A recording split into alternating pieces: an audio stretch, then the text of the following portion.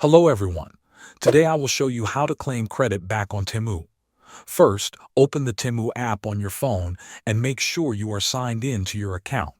Once you are logged in, look at the top right corner and hover over your profile picture. Click on the Your Orders section. Here you will see all the orders you have placed. Find the order that you want to claim credit for. If the item arrived damaged, was missing, or you simply want to return it, tap the order to open the details. On the order page, look for the button that says Return or Request Refund. Tap that button to begin the process.